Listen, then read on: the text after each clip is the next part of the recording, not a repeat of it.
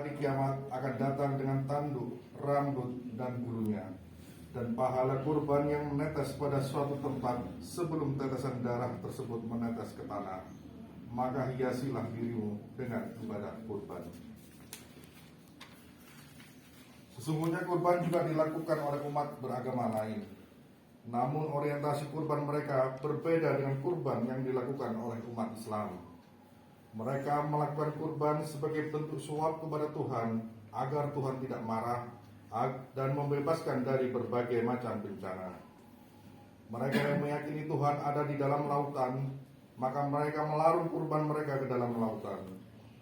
Mereka yang meyakini Tuhan ada di dalam gunung berapi, maka mereka melemparkan kurbannya ke dalam kawah gunung tersebut.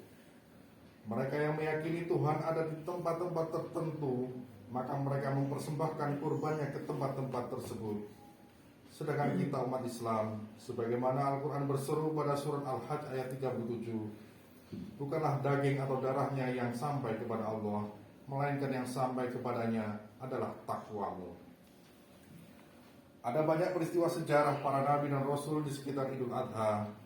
Tentunya terdapat banyak pelajaran pula yang dapat kita ambil. Di antaranya adalah peristiwa yang terjadi pada tanggal 10 Dzulhijjah sekitar 15 abad yang lalu. Pagi itu Rasulullah Muhammad baru saja selesai melempar jumroh Aqabah. Dan karena ini merupakan haji Nabi yang pertama, banyak sekali sahabat yang ingin mengkonfirmasi mengenai tata cara ibadah haji yang biasa telah mereka lakukan. Seorang sahabat berkata, "Ya Rasul, saya bercukur sebelum menyembelih kurban." Nabi berkata, "If'al la haraj." Lakukanlah, tidak apa-apa. Sahabat lain bertanya, "Saya baru melempar jumroh setelah sore." Nabi merespon, "La haraj, tidak apa-apa." Demikianlah puluhan orang bertanya kepada Nabi tentang tata cara berhaji yang telah biasa mereka lakukan. Abdullah ibnu Amr radhiyallahu anhu menghitung tidak kurang dari 24 cara yang ditanyakan kepada Nabi, dan Nabi selalu menjawab, "La haraj, tidak apa-apa." Setelah itu Nabi mengendarai untanya yang bernama Al-Qaswah menuju Masjid Al-Kiyaf. Beliau lalu berkhutbah, dan inilah yang pada akhirnya kita kenal sebagai khutbah wada. Nabi berkhutbah, "Wahai manusia, dengarkanlah pembicaraanku, karena barangkali aku tidak akan berjumpa lagi dengan kalian setelah tahun ini. Kalian yang hadir saat ini hendaknya menyampaikan berita ini kepada yang tidak hadir. Wahai hadirin, tahukah kamu hari apa ini?" Lalu beliau bertanya lagi, "Bulan apakah ini?" Dan dijawab, "Syahrul Al-Haram," atau bulan suci. "Negeri apakah ini?" "Negeri yang suci, wahai Rasul." Kemudian Rasulullah melanjutkan, "Sesungguhnya darah kalian, harta kalian, kehormatan kalian sama sucinya dengan hari ini, bulan ini, dan negeri ini. Sesungguhnya kaum mukmin itu bersaudara. Darah orang beriman itu suci, karena itu tidak boleh ditumpahkan darahnya. Hartanya suci, tidak boleh dirampas hartanya. Dan nama baik mereka suci, tidak boleh dicemarkan kehormatannya." Demikianlah potongan awal dari khutbah wada, khutbah yang disampaikan Rasulullah setelah beliau selesai melaksanakan haji beliau yang terakhir. Hikmah apa yang dapat kita ambil dari riwayat tadi? Tampaknya cukup jelas bahwa peristiwa haji Rasulullah, sebagaimana banyak peristiwa bersejarah di dalam perjalanan hidup Nabi, di satu sisi mengandung aspek hukum fikih atau tata cara ritual ibadah, tapi di sisi lain mengandung makna yang lebih esensial, yaitu makna kemanusiaannya. Dengan berkali-kali Nabi menjawab "la haraj" atau tidak apa-apa ketika ditanya mengenai tata cara ritual peribadatan haji.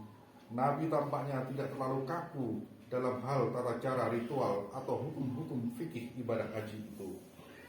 Tetapi dari pidato haji wada beliau, kita mendapat kesan yang sangat kuat bahwa Nabi sangat besar perhatiannya dan demikian bersungguh-sungguh di dalam pesan-pesannya mengenai humanitas, kemanusiaan, persaudaraan, dan solidaritas.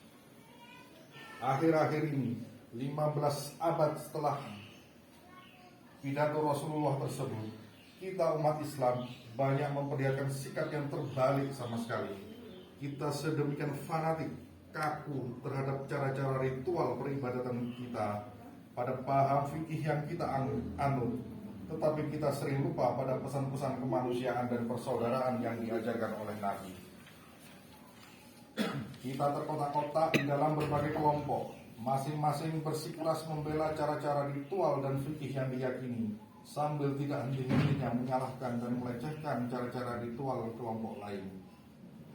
Tidak jarang karena perbedaan paham itu sesama kita saling menjatuhkan, bahkan saling menumpahkan darah. Mengapa umat Islam hari ini menjadi sedemikian ritual? Padahal Islam di masa Rasulullah dulu sangat sosial. Kurban yang secara harfiah bermakna mendekatkan, dimaksudkan untuk mendekatkan diri kepada Allah dengan cara mendekatkan diri kepada sesama manusia yang miskin. Ibadah kurban mencerminkan pesan Islam bahwa kita hanya dapat mendekat kepada Allah apabila kita mendekati saudara-saudara kita yang kekurangan. Ketika banyak orang yang mendekatkan diri kepada Tuhannya dengan cara mengisi pojok-pojok rumah ibadah, Islam menganjurkan kita untuk mendekatkan diri kepada Allah dengan cara mengisi perut orang-orang yang lapar. Jika ingin mendekatkan diri kepada Allah, dekatilah saudara-saudara kita yang kekurangan dan memerlukan bantuan. Bantu mereka untuk keluar dari kemiskinan dan kesusahan. Demikianlah pesan yang diajarkan Nabi kepada kita. Dan pada akhir-akhir ini, di masa ini, di tengah pandemi virus COVID-19 di negeri Indonesia dan berbagai penjuru dunia, maka mari kita kuatkan ukhuwah untuk saling tolong-menolong, sehingga kita terbebas dari penderitaan yang diakibatkan wabah menular ini. Dan pada akhirnya, hanya kepada Allah lah tempat kita berlindung, berdoa dan bermunajat. Mari kita tengadahkan tangan kita tundukkan hati dan pikiran kita sambungkan jiwa dan ruh kita hanya kepada Allah. Astaghfirullahaladzim, astaghfirullahaladzim, alladzi la ilaha illa huwal hayyul qayyum wa atubu ilaihi. Astaghfirullahaladzim, alladzi la ilaha illa huwal qayyum wa atubu ilaihi. Astaghfirullahaladzim, alladzi la ilaha illa huwal hayyul qayyum wa atubu ilaihi. Allahumma anta rabbuna la ilaha illa anta khalaqtana wa nahnu abduka wa nahnu ala ahdika wa wa'dika mastata'na na'udzubika min syarri ma sana'na nabu laka bi ni'matika alayya wa nabu bi dzambina faghfir lana fa innahu la yaghfiru dzunuba illa anta. La ilaha illallah wahdahu la syarika lah, lahul mulku wa lahul hamdu yuhyi wa yumiitu wa huwa ala kulli syai'in qadir. La haula wa la quwwata illa billah. La ilaha illallah wahdahu la syarika lah. La ilaha illallah wa na'budu illa iyyahu mukhlishina lahu din wa lahu karihal kafirun. Ya Rabbana, sesungguhnya kami berada dalam kenikmatan, kesehatan dan perlindungan darimu. Maka sempurnakanlah bagi kami kenikmatan, kesehatan dan perlindungan-Mu di dunia dan akhirat. Karuniakanlah kepada kami cahaya hidayah dan rahmat yang menjadikan kami menjadi pribadi yang profesional, berintegritas dan amanah. Amin. Allahumma inna nas'aluka salamatan fid din wa afiyatan fil jasad wa ziyadatan fil ilmi wa barakatan fil rizqi wa taubatan qabla al-maut wa rahmatan indal maut wa maghfiratan ba'dal maut. Allahumma ahwin alaina fi sakaratil maut wa najata minan nar wal afwa indal hisab. Ya Allah, sesungguhnya kami memohon kepadamu keselamatan dalam beragama, kesehatan badan, limpahan ilmu, keberkahan rezeki, taubat sebelum datangnya maut, rahmat pada saat datangnya maut, dan ampunan setelah datangnya maut. Ya Allah, mudahkanlah kami dalam menghadapi sakaratul maut, berikan kami keselamatan dari api neraka dan ampunan pada saat hisab.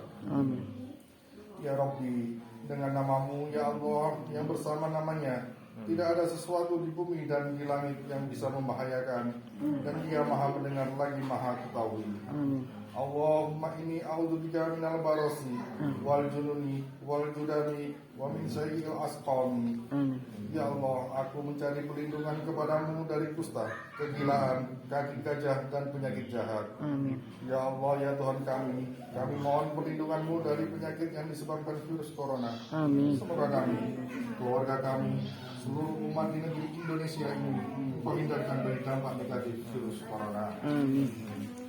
Ya Allah, kami memohon kepadamu, limpahkanlah rahmat, taufik dan hidayahmu, agar kami mampu menghadapi tantangan dan ujian dengan kuat. Berikan sifat bijak kepada kami dalam menyikapi kekurangan, kesulitan dan harapan atas perjuangan mulia ini. Ya Allah, ya Aziz, sesungguhnya kami berlindung kepadamu dari rasa cemas dan sedih, dari rasa lemah dan malas, dari sifat pengecut dan bakhil, dan dari lilitan hutang dan kesewenang-wenangan manusia. Berikanlah kepada kami usia yang penuh berkah, serta kekuatan dan kesehatan pada diri kami dan keluarga kami.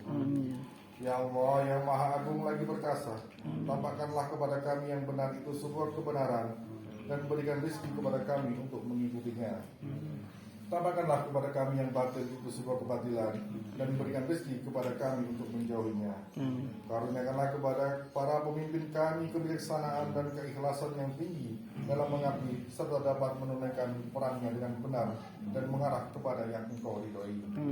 Rabbana atina min ladunka rahmah wa hayyi lana min amrina rasyada. Ya Rabbana, berikanlah rahmat kepada kami dari sisimu, dan sempurnakanlah bagi kami petunjuk yang lurus dalam urusan kami. Rabbana atina fid dunya hasanah wa fil akhirati hasanah wa qina adzabannar. Wa sallallahu ala sayyidina Muhammadin wa ala alihi washabihi wasallam. Walhamdulillahi rabbil alamin. Assalamualaikum warahmatullahi wabarakatuh. Waalaikumsalam warahmatullahi wabarakatuh.